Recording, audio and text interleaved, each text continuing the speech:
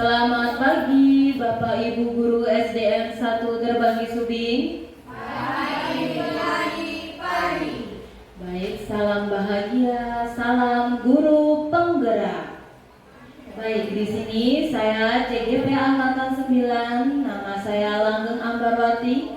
Saya akan menerangkan dan memberikan diseminasi modul 1.4 budaya positif, yaitu itu modul 1.4. Jadi Bapak Ibu, saya harapkan dapat menyimak dan memberikan respon yang baik mengenai budaya positif yang nanti pada akhirnya bisa kita implementasikan di kelas maupun di lingkungan sekolah. Baik Bapak Ibu, kita masuk ke slide yang kedua. Di sini ada filosofis Ki Hajar Dewantara. Mungkin Bapak Ibu mengenal filosofis Ki Hajar Dewantara, yaitu Tutburi Handayani. Itu termasuk cetusan atau prakarsa dari Bapak Ki Hajar Dewantara. Nah, sekarang kita lihat Ki Hajar Dewantara menyatakan bahwa kita ambil contoh perbandingannya dengan hidup tumbuh-tumbuhan seorang petani. Di sini kita lihat seorang petani. Dalam hakikatnya sama kewajibannya dengan seorang pendidik yang menanam padi. Misalnya, hanya dapat menuntun tumbuhan padi, ia dapat memperbaiki kondisi tanah, memelihara tanaman padi, memberi pupuk dan air, membasmi ulat-ulat atau jamur-jamur yang mengganggu hidup tanaman padi dan lain sebagainya. Jadi yang dimaksud dengan Bapak Ki Hajar Dewantara yaitu petani adalah pendidik atau guru, sedangkan padi adalah siswa. Siswa di sini yang harus kita tanam, kita pupuk supaya menjadi siswa yang baik, berunggul dan bergenerasi akhlak yang baik, iman dan takwanya. Nah, di sini kita lihat seorang petani dalam hakikatnya sama kewajibannya dengan seorang pendidik. Itu adalah salah satu cetusan prakarsa dari Bapak Ki Hajar Dewantara. Kita lanjut lagi ke slide selanjutnya. Nah, dalam membangun budaya positif, sekolah dapat menyediakan lingkungan yang positif. Itu adalah langkah yang pertama. Jika kita memiliki sekolah yang tidak positif, guru dan siswanya tidak bisa berkembang dengan baik. Pelaksanaan pengajaran atau pembelajaran di kelas tidak maksimal. Kemudian aman dan nyaman. Itu juga salah satu yang harus kita terapkan, kita tingkatkan. Kita tidak hanya masuk ke kelas cuman salah, kemudian memberikan materi, masukan pembelajaran, tapi kita juga harus merasakan dan memberikan kenyamanan dan rasa aman kepada anak didik kita di kelas, agar siswa mampu berpikir, bertindak dan mencipta dengan merdeka, mandiri dan bertanggung jawab. Itu salah satu yang harus kita fokuskan untuk menciptakan budaya positif Bapak Ibu. Mungkin selama ini kita hanya masuk mengajar, kemudian istirahat, kembali lagi masuk, setelah selesai mengajar kita pulang tanpa memperhatikan kenyamanan siswa. Kita hanya ayo menulis nak, ayo membaca, perhatikan jangan ribut, tapi kita tidak memperhatikan kenyamanan anak itu seperti apa. Baik. Kemudian di sini budaya positif itu ada 6. Ada 6 yang harus kita pelajari dan kita terapkan. Yang pertama disiplin positif, yang kedua nilai-nilai kebajikan, kemudian yang ketiga keyakinan kelas, yang keempat kebutuhan dasar manusia, yang kelima 5 posisi kontrol guru, dan yang terakhir segitiga restitusi. Apakah masih awam Bapak Ibu tentang bahasan ke-6 ini? Masih awam. Mungkin kalau disiplin positif itu mungkin ya sudah terbiasa, tapi kita perlu pembelajaran lebih jauh. Disiplin positif itu seperti apa?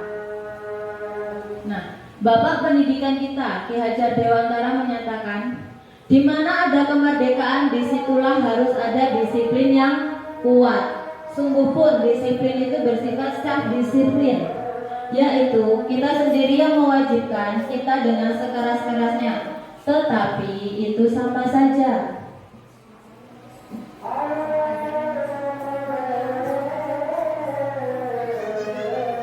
Bahwa kata disiplin berasal dari bahasa Latin disciplina, yaitu berarti belajar. Diana menyatakan bahwa disiplin juga berkonotasi dengan disiplin diri siswa. Disiplin diri dapat membuat seseorang menggali semua potensi dirinya untuk mencapai suatu tujuan, sesuatu yang dihargai dan bermakna. Jadi Bapak Ibu, penerapan disiplin itu sangat penting. Kita di rumah biasanya main HP jam 11 sampai jam 12, besok berangkat sekolah bangun kesiangan, belum masak, belum mandiin anaknya, akhirnya berangkat sekolah tidak tepat waktu. Tetapi ketika anak terlambat, Bapak Ibu guru pasti marah-marah, memberikan hukuman. Ya tidak? Iya, tapi Bapak Ibu tidak berdisiplin atau tidak berkaca diri. Oh, saya sudah disiplin apa belum? Nah, itu hanya hal sepele, yaitu melihat HP aja bisa tidak sekolah atau sakit atau datang ke sekolah tidak tepat waktu. Tapi kalau muridnya berangkat telat dimarahin, dihukum, dioceh-ocehin, kamu tadi malam ngapain? Kenapa? Mainan HP atau ikut orang tua. Akhirnya apa? Bapak Ibu guru menyalahkan siswa tapi tidak berkaca diri. Nah, itu juga salah satu nanti yang akan kita bahas di segitiga restitusi. Ayo kita lihat lagi di slide selanjutnya. Tujuan mulia dari penerapan disiplin positif adalah agar terbentuk murid-murid yang berkarakter. Berkarakter itu banyak ya Bu ya. Salah satunya berakhlak mulia, kemudian berdisiplin, santun. Terkadang anak zaman sekarang ketemu gurunya aja nggak nengok, nggak menundukkan, tapi langsung mujung atau bahkan menghindar, ya kan? Ya, seolah-olah tidak melihat atau gurunya itu makhluk kasat mata. Ya, kemudian jujur. Nah, jujur ini Bapak Ibu guru sebagai salah satu contoh di lingkungan sekolah harus jujur terlebih dahulu, baru diberitahukan ke anak-anak. Kemudian peduli terhadap sesama, bertanggung jawab. Apakah Bapak Ibu sekarang sudah bertanggung jawab selama di kelas? Bertanggung jawab terhadap anak didik? Ayo Bapak Ibu.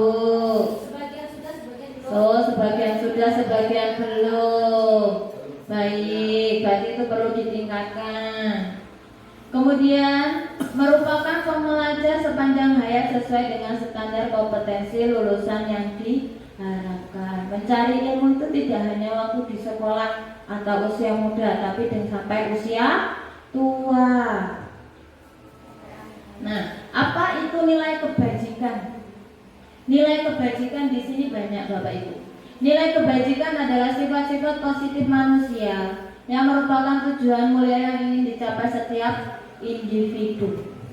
Seperti yang telah dikemukakan oleh Dr. William Glasser pada teori kontrol, menyatakan bahwa setiap perbuatan memiliki suatu tujuan. Selanjutnya menurut Dian mengemukakan bahwa dengan mengaitkan nilai-nilai kebajikan yang diyakini seseorang, maka motivasi intrinsiknya akan terbangun.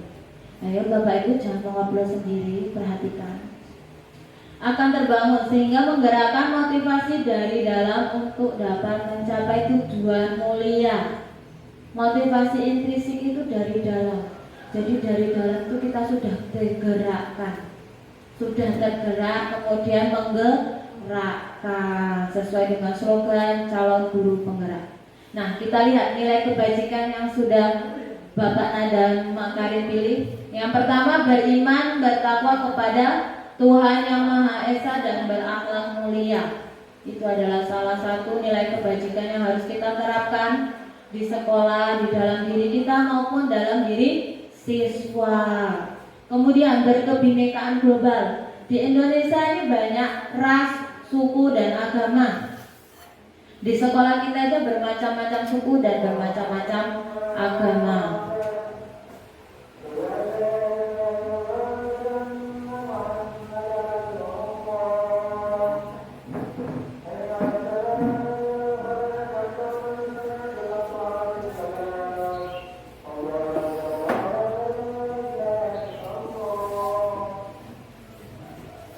Kemudian selanjutnya bergotong royong. Nah, bergotong royong itu harus kita terapkan, saling membantu, saling tolong menolong. Bapak Ibu guru juga harus memberikan contoh. Ketika salah satu guru meminta bantuan, kita harus dengan senang hati menolong dan membantu. Tidak lempar-lemparan, udah kamu aja sana, udah kamu aja itu, atau pura-pura menundukkan mata atau pura-pura melihat HP atau selfie. Itu salah satu contohnya. Jadi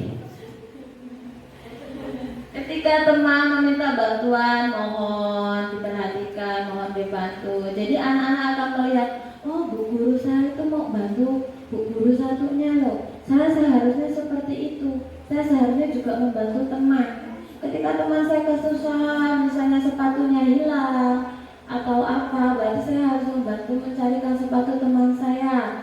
Atau teman saya tidak terlalu tinggi, ketika memasang suatu prakarya, oh saya harus membantu memberikan bangku atau meja. Itu salah satu contohnya.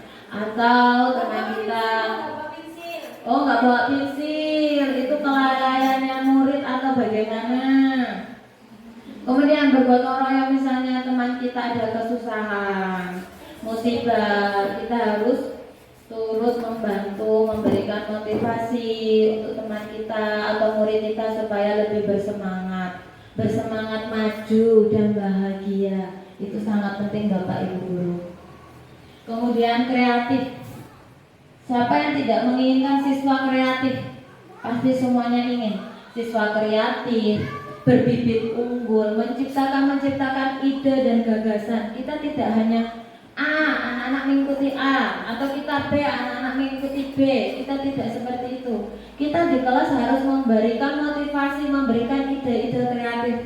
Zaman sekarang gawai itu tidak hanya untuk sosmed, selfie-selfie, upload-upload atau kegiatan-kegiatan yang menurut tidak mendukung dengan pendidikan atau pembelajaran di kelas. Kemudian bernalar kritis. Bernalar kritis bukan berarti tidak menyaring berita-berita yang tidak penting atau yang penting. Misalnya hoax-hoax zaman sekarang itu sangat susah disaring karena perkembangan teknologi itu kan tidak ada batasannya. Semuanya bisa kita upload, bisa kita unduh, bisa kita lihat. Tapi kita sebagai pendidik, sebagai contoh untuk anak didik, kita harus mengerem diri. Bagaimana memposisikan kita sebagai pendidik atau di luar sebagai pendidik. Begitu Bapak Ibu guru, sepaham atau tidak? Paham. Baik. Bernalar kritis, kita diharapkan anak-anak itu punya pemikiran yang kritis. Kritis itu di kelas misalnya kita belajar apa, kita membahas misalnya tentang tumbuhan, mereka memiliki pemahaman yang luas. Kalau tingkat SD kan kita hanya bisa menggunakan lingkungan sekitar, tumbuh-tumbuhan di sekitar. Kita tidak bisa datang ke sawah karena mengkondisikan anak itu agak susah ya, kecuali kalau lingkungan sekolah kita mendekati persawahan, atau kita bisa menggunakan alat-alat daur ulang, misalnya kardus itu juga bisa dipakai. Kemudian mandiri. Mandiri itu anak-anak tidak bergantung kepada guru, tapi mereka bisa berpijak pada kaki mereka sendiri. Baik, selanjutnya pertanyaan pemantik. Nah, ini pertanyaan pemantik sebelum kita membahas ke halaman selanjutnya. Akan disiplin positif pada murid-murid Anda. Bagaimana hasilnya pada perilaku murid-murid Anda? Nah, strategi apa yang sudah Bapak lakukan? Misalnya, anak-anak kita berangkat sekolah jam 7 lebih 15 menit. Itu salah satu contoh untuk membuat siswa itu hadir tepat waktu. Itu. Kemudian jangan membuat peraturan jam 7.30 menit. Pasti anak itu akan berangkatnya lebih atau telat dari jam 7.30 menit. Kemudian, nilai-nilai kebajikan apa yang Anda rasakan penting saat ini untuk ditanamkan pada murid-murid Anda di kelas? Kita di negara Indonesia sudah menerapkan 6 profil pelajar Pancasila. Itu adalah nilai-nilai kebajikan yang kita terapkan di sekolah kita atau di kelas. Teori motivasi. Menurut Diana Gosson di sini ada 3. Yang pertama yaitu untuk menghindari ketidaknyamanan atau hukuman. Yang kedua untuk mendapatkan imbalan atau penghargaan dari orang lain. Yang ketiga untuk menjadi orang yang mereka inginkan dan menghargai diri sendiri dengan nilai-nilai yang mereka percaya. Selanjutnya, nah di sini ada hukuman, konsekuensi, dan restitusi. Di sini hukuman salah satunya murid atau anak belajar menyembunyikan kesalahan. Konsekuensinya apa? Murid dan anak belajar tidak taat peraturan. Restitusinya apa? Murid anak belajar memecahkan masalah. Apa yang dimaksud dengan restitusi? Restitusi adalah proses menciptakan kondisi bagi murid untuk memperbaiki kesalahan mereka sehingga mereka bisa kembali pada kelompok mereka dengan karakter yang lebih kuat. Nah, di sini ada pengaruhnya, jangka panjang dan jangka pendek. Penghargaan tidak efektif, penghargaan merusak hubungan, penghargaan mengurangi ketepatan, penghargaan menurunkan kualitas, kemudian penghargaan mematikan kreativitas, dan penghargaan menghukum motivasi dari dalam diri. Nah, pembentukan keyakinan kelas ini sangat penting kita lakukan Bapak Ibu Guru. Yang pertama, keyakinan kelas bersifat lebih abstrak daripada peraturan yang lebih rinci dan konkret. Keyakinan kelas berupa pernyataan-pernyataan universal. Pernyataan keyakinan kelas senantiasa dibuat dalam bentuk positif. Keyakinan kelas hendaknya tidak terlalu banyak sehingga mudah diingat dan dipahami oleh semua warga kelas. Keyakinan kelas sebaiknya sesuatu yang dapat diterapkan di lingkungan tersebut. Semua warga kelas hendaknya ikut berkontribusi dalam pembuatan keyakinan kelas lewat kegiatan curah pendapat. Bersedia meninjau kembali keyakinan kelas dari waktu ke waktu.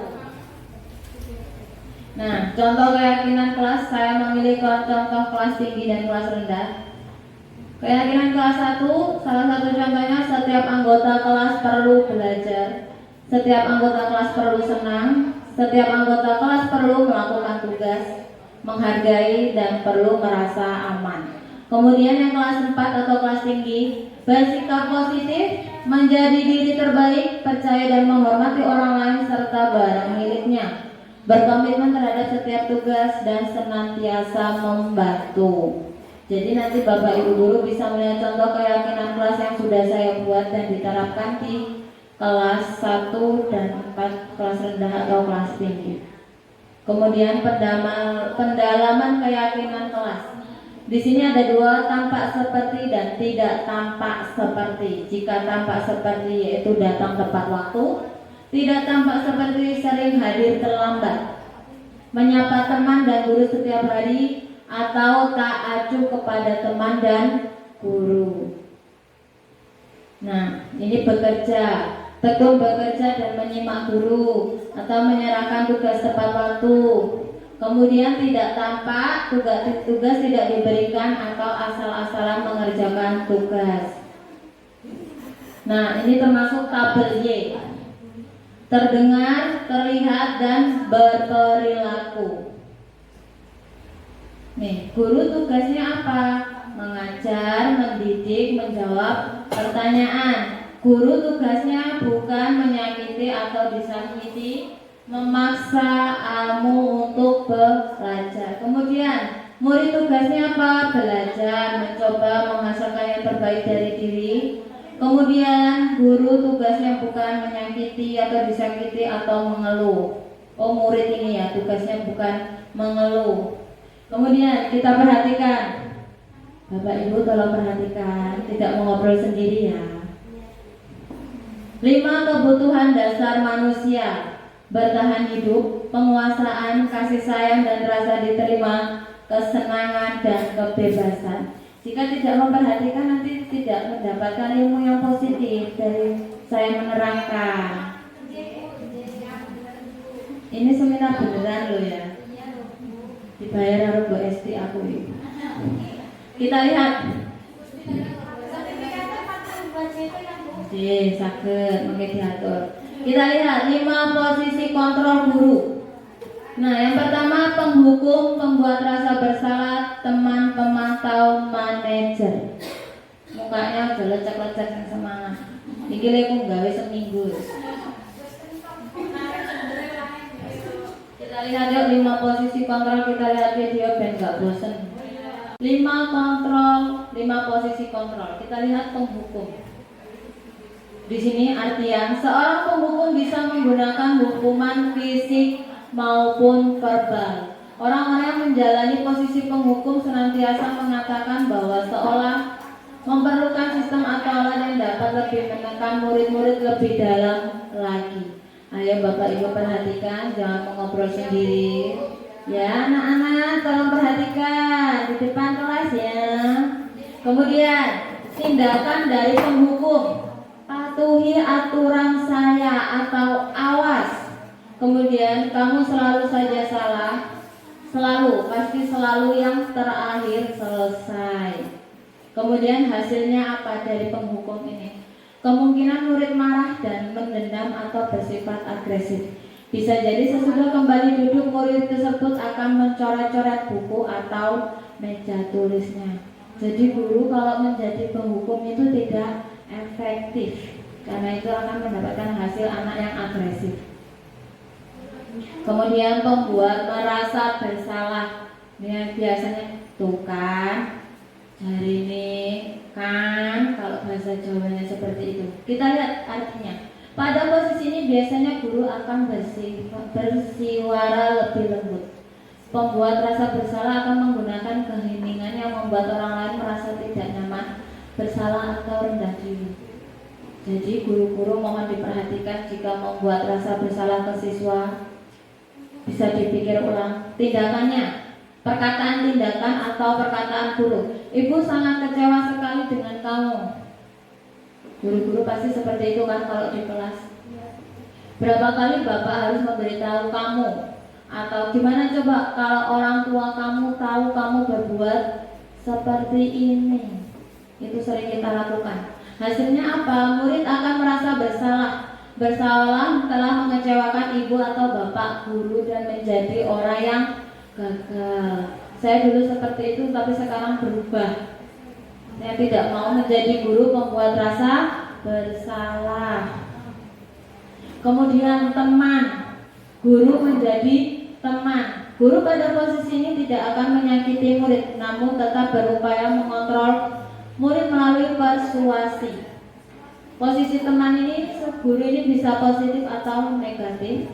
Positif berupa hubungan baik yang terjalin. Kemudian negatif yaitu anak-anak bisa saja melunjak atau tidak menghormati. Tindakannya, ayolah bantu demi Bapak, atau Adi, ayolah bagaimana sih kamu, kemarin kamu sudah janji kepada Bapak. Itu salah satu contohnya. Hasilnya apa? Murid akan merasa senang dan akrab dengan guru. Itu hanya dampak positifnya. Kita lihat dampak negatifnya. Murid akan tergantung kepada guru. Boleh kita berteman, tapi kita lihat salah satu sisinya juga. Jangan terus berteman, kita tidak mengontrol perlakuan dan tingkah kita. Kemudian pemantau. Memantau berarti mengawasi. Kita mengawasi siswa berdasarkan peraturan-peraturan dan konsekuensi. Tindakannya apa? Apa yang telah kamu lakukan? Sanksi atau konsekuensinya apa? Hasilnya apa? Murid memahami konsekuensi yang harus dijalankan karena telah melanggar salah satu peraturan sekolah. Nah, ini posisi paling penting yang harus kita laksanakan Bapak Ibu guru, yaitu posisi manajer. Ini yang harus kita terapkan benar-benar. Posisi terakhir manajer adalah posisi di mana guru berbuat sesuatu bersama dengan murid, mempersilahkan murid mempertanggungjawabkan perilaku, mendukung murid agar dapat menemukan solusi atas permasalahannya sendiri. Ini nanti nyambungnya ke segitiga restitusi. Tindakannya apa? Apa yang kita yakini, yaitu keyakinan kelas yang sudah dibuat pada awal tahun pembelajaran. Kemudian jika kamu meyakininya, apakah kamu bersedia memperbaikinya?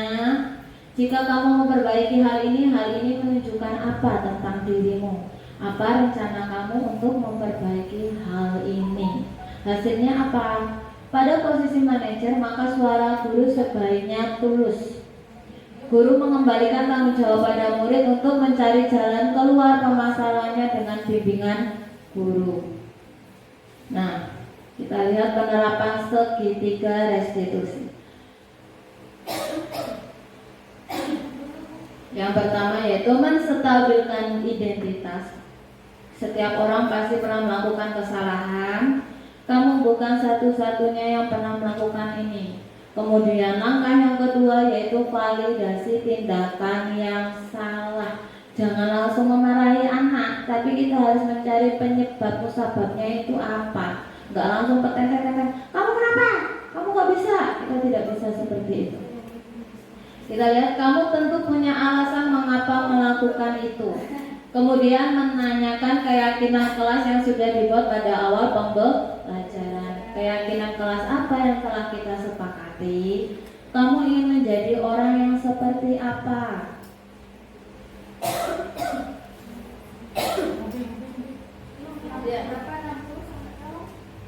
Kita lihat perkataan atau kalimat di bawah ini. Kita lihat bagian dasar yaitu menstabilkan identitas. Maka ketika anak bermasalah, kita tidak boleh memarahi anak di depan kelas. Kita harus memanggil anak ke kantor atau pada saat istirahat kita bicara hanya berdua dengan anak yang bermasalah tersebut. Kita lihat menstabilkan identitas. Berbuat salah itu tidak apa-apa, nak. Misalnya, atau tidak ada manusia yang sempurna. Nanti anak tersebut akan menceritakan permasalahannya seperti apa kalau kita pelan-pelan. Nah, bagian dasar dari segitiga bertujuan untuk mengubah identitas anak dari orang yang gagal karena melakukan kesalahan menjadi orang yang sukses. Anak yang melanggar peraturan karena sedang mencari perhatian adalah anak yang sedang mengalami kegagalan atau kebutuhan dasar anak tersebut salah satunya tidak terpenuhi, entah rasa kasih sayang, kebebasan, atau penguasaan. Kemudian yang kedua, validasi masalah. Restitusi tidak menyarankan guru bicara ke murid bahwa melanggar aturan adalah sikap yang baik. Tapi dalam restitusi guru harus memahami alasan anak tersebut melakukan kesalahan. Kita lihat, seringkali memenuhi kebutuhan anak akan penguasaan bertabrakan dengan kebutuhan yang lain, yaitu kebutuhan kasih sayang dan rasa diterima. Kita lihat kalimatnya. Padahal kamu bisa melakukan yang lebih buruk dari ini, atau kamu pasti punya alasan melakukan hal itu. Kemudian kita lihat selanjutnya, menanyakan keyakinan. Kita akan menanyakan keyakinan kepada anak didik kita. Keyakinan apa yang sudah disepakati, apakah mereka akan berubah atau tidak, atau membuat kesepakatan. Nih, apa yang kita percaya sebagai kelas atau keluarga? Apa nilai-nilai umum yang kita telah sepakati? Nilai-nilai umum ini, nilai-nilai kebajikan yang diturunkan jadi nilai keyakinan kelas. Terima kasih Bapak Ibu Guru sudah mengikuti seminar budaya positif atau diseminasi budaya positif. Yang diharapkan sebagai CGP yaitu Bapak Ibu Guru bisa mengimplementasikan di kelas maupun di sekolah dengan teman sejawat dan berkolaborasi dengan stakeholder yang ada di sekolah tersebut. Terima kasih atas perhatiannya. Salam bahagia, salam guru penggerak.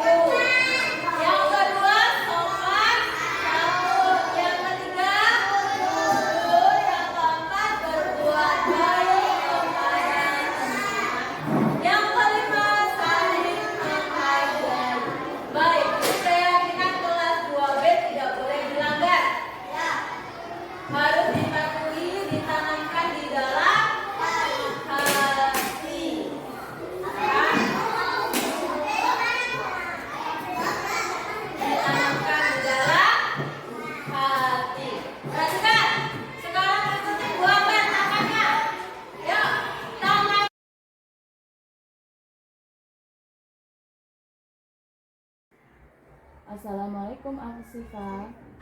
Waalaikumsalam. Apa kabar? Alhamdulillah sehat Ibu.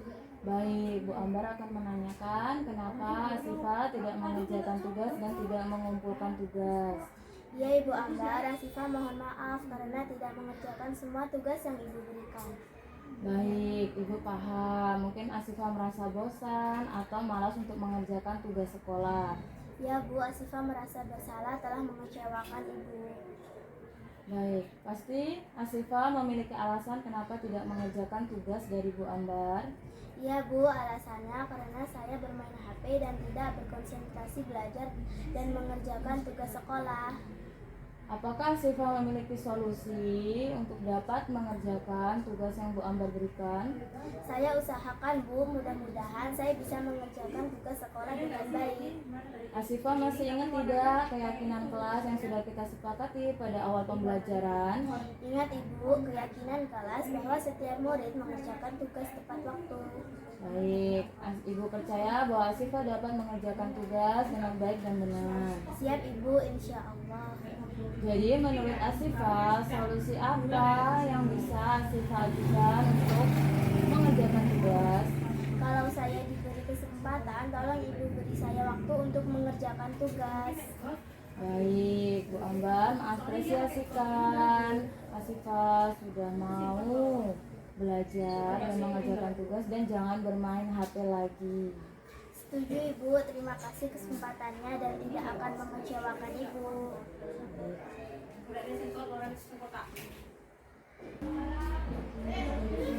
Selamat pagi Bu Ambar. Selamat pagi. Kamu tahu mengapa dipanggil Bu Ambar ke sini? Mungkin berkaitan dengan saya ketiduran di kelas Bu. Ya, benar.